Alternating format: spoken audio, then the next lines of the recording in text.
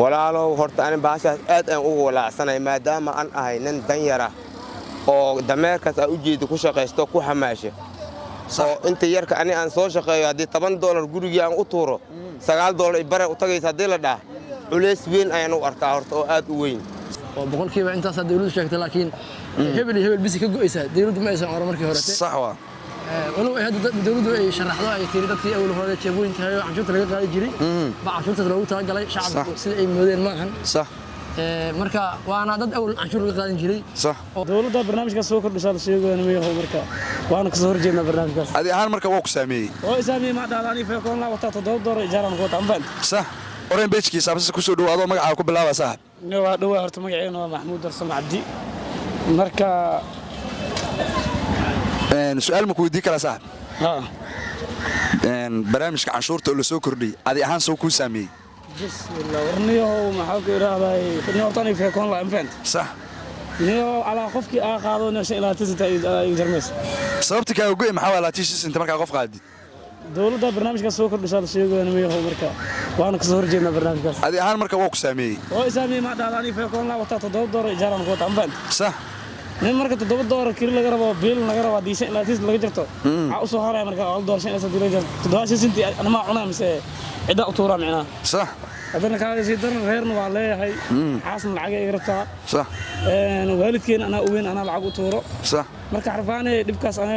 dhibkaas aan ugu soo kordhiyay waxaan naga qabtaa dheelan dawladda sax waa fariinta lacagaas gaarsiiyay hay sax waa maasanta soo ugu horeyn beejkiisa abasas ku soo dhawaado magaca ku bilaaba sax magacay waa Cabdullaahi Umar Cabdul Weheliye Cabdullaahi su'aal ma ku weydiin karnaa si fiican canshuurta dawladdu hadda ay soo kordhisay maanta 18 August oo ay ku aadan tahay oo dhaqan galaysa maanta maxaa kale adiga ahaan misay ku saameys walaalow horta ani baashaas aad aan ugu walaacsanay maadaama aan ahay nin danyara oo dameerkaas u jeedo ku shaqeysto ku xamaasho oo inta yarka ani aan soo shaqeeyo hadii $10 gurigii aan u tuuro $9 bare u tagaysa hadii la dhaah culeys weyn ayaan u arkaa horta oo aad u weyn sax midaasna waa midaan ka cabanayna dawladda waxaan ka codsanaynaa in ay naga joojiso gabi ahaan صح معناه عشورتاس دhan ba in la joojiyo in la joojiyo qaabkii awalka hore loo qaadi jiray loo qaado adi saasa fariintaada ku gaarsiin ani fariintaytaasan u sheegaa ay sax waa mahsan soo dhow waa dhawasho ugu horreyn beejkiisa abasas ku soo dhawaado magaca ku bilaaba saaxib waa ku dhawahay magacayga Axmed Daar Cabdullaahi Ali Axmed Daar su'aal ma ku weydiin karnaa waa weydiin kartaa cashuurta dawladda soo kordhisay adi ahaan ma ku saameys ani ahaan way saameysay sababtay ku saameysanayo waxay saameysay horta hadda kaleeto waqtigii inkastoo maanta ka bilaabanayay saameynta koowaad oo shacabka la mid ah aniga uu yeeshay waxa weeye cabsi guud inay timid oo dadkii ay xataa isleeyeen mobilada wixii ka ugu jiray si fudud loola bixi doonaa oo dadkii ay xama ku wareereen sax cabsidaas guud marka qof kasta oo EFC wax uu jireen ama akoon yar uu jireen sax oo xataa ganacsada ahayn sax dadkii shaki guud waxa ku dhashay inay wuxuu yarka loo soo dhacayo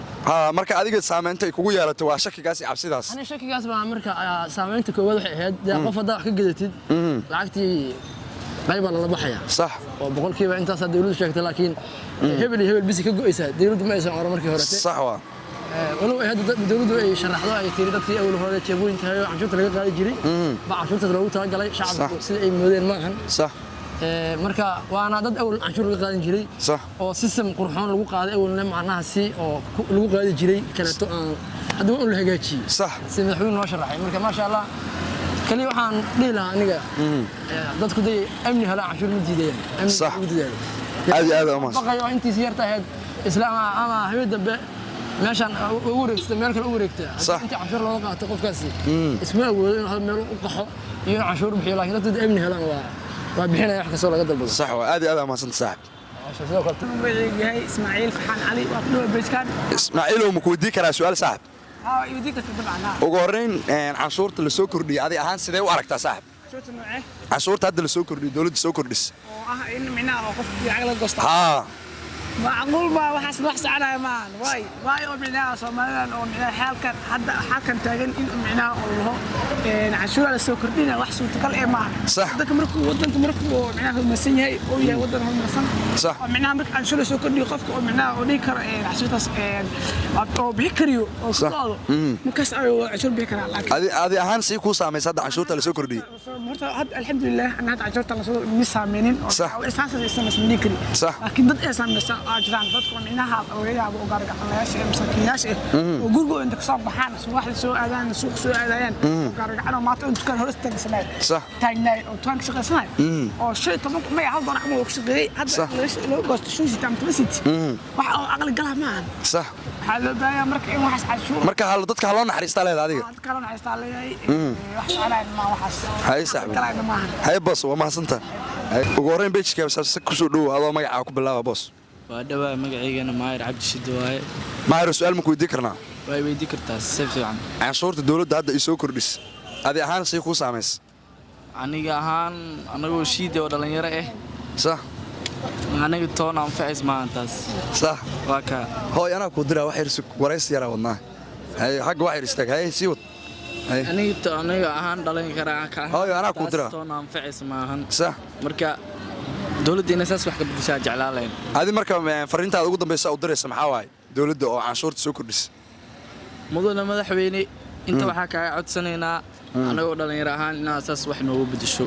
adaa madaxweyne in adaa ku dooranay صح adaa maanta wax kuu nahay صح anagoo dhan adigu waa waxa taageersanaa maanan ku nacbin صح marka mudane madaxweyne saasaa jeclaanaynaa inaa wax ka bedesho dhalinyarteena ka ahaan adi fariintaa intaasa kusoo koobay صح intaasaa kusoo koobay hay sax waa mahadsantaa soo dhow ama dhawaas ugu horreyn page saabasas kusoo dhow adoo magacaaga ku bilaaba saxib magacaygu waa Ilyas waa ku dhawaa page-kaaga maasha Allah Ilyas su'aal ma ku weydiin karnaa saxib waad weydiin kartaa sidee u aragtaa canshuurta hadda dawladda ay soo kordhis maanta canshuurtaas ay soo kordhisay mar walba waxaa dhib ku qabo dadka shacabka sidee ugu qabaan dadka shacabka ah tusaale